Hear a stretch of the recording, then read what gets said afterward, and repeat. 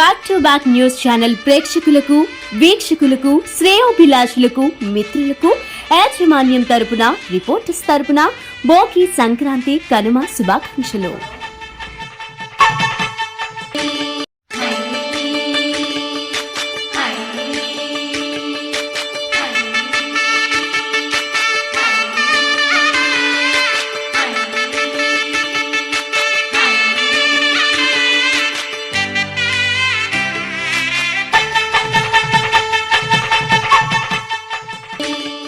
సంక్రాంతి వచ్చేసింది కదా.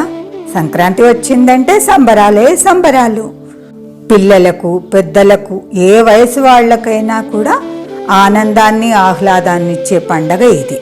సరదాగా గడిపే పండగ ఇది. ఇంటి ముందు రకరకాల రంగులతో రంగవల్లికలు, ఆ ముగ్గుల మధ్యలో పెట్టే గొబ్బెమ్మలు ఎంతో బాగుంటాయి కదా. గడపలకు పసుపు రాసి ముగ్గులు పెట్టి ఎంతో మంచిగా అలంకరిస్తారు. ప్రతిదానికి ఏదో ఒక సాంప్రదాయం ఉంటుంది. అందులో ఆరోగ్య సూత్రాలు ఉంటాయి. అలాగే ఈ గొబ్బెమ్మలలో, భోగి పళ్ళలో ఇలా ఎన్నో రకాల సాంప్రదాయాలు ఉంటాయి. పిల్లలకైతే ఇక పట్టరానంత సంతోషం. పతంగులు ఎగరేస్తూ వాళ్ళకి కాలం తెలియకుండా గడిపేస్తారు. భోగి మంటలు వేసుకోవడం, అలాగే భోగి పళ్ళు పోసుకోవడం, గంగిరెద్దులను తీసుకొచ్చి మంచిగా అలంకరించి వాటితోటి ఎన్నో విన్యాసాలు చేయిస్తారు.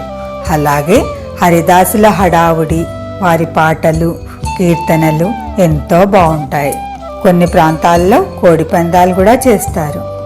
ఇవన్నీ ప్రతి వాటి వెనకాల ఏదో ఒక ఆరోగ్య సంబంధమైన ఆచారం ఉంటుంది. అలాగే రైతులకైతే ఎంతో సంతోషం. వాళ్లకు నాళ్ల నుండి కష్టపడిన ఫలితం, పంటలన్నీ చేతికి అందుతాయి. ఆ పంటలతో చేసుకునే రకరకాల వంటకాలు, చకిలాలు, అరిసెలు, కరియలు, ఇలా రకరకాల వంటకాలు. ఇందులో నువ్వుల లడ్డూలు అయితే తప్పనిసరిగా చేస్తారు. కొన్ని ప్రాంతాలలో ఈ నువ్వుల లడ్డూలు పెట్టుకొని నోముకొని వాటితో పాటు వేరే వస్తువులు కూడా పెట్టుకొని నోముకుంటారు. మా అమ్మ వాళ్ళ ఇంట్లో అయితే సంక్రాంతి నాడు నువ్వులు, చక్కెర కలిపి పెట్టుకుంటూ, నువ్వుల చక్కెర తిని నూరేళ్లు బతుకు, తిలా చక్కెర తిని తీయంగా మాట్లాడు అని చెప్తూ పెడతారు. ఎందుకంటే నువ్వులు తప్పనిసరిగా తినవాలి అని. అలాగే దీన్ని నువ్వుల పండగ అని కూడా అంటారు. పండగ అంటేనే పంచుకోవడం. ఈ నోముకున్న నోములన్నీ అందరికీ పంచిపెట్టడం ఆనవాయితీ. ఇది సరదాలకే కాదు, ఆధ్యాత్మికతకు కూడా ఆనవాలమైంది ఈ పండగ.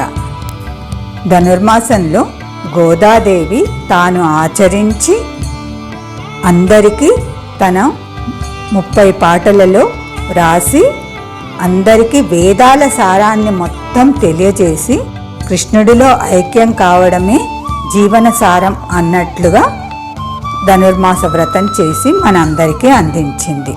అందుకని మనం కూడా చేసుకుంటాం కదా. మీరందరూ ఎల్లకాలం సంతోషంగా గడపాలని కోరుకుంటున్నాం.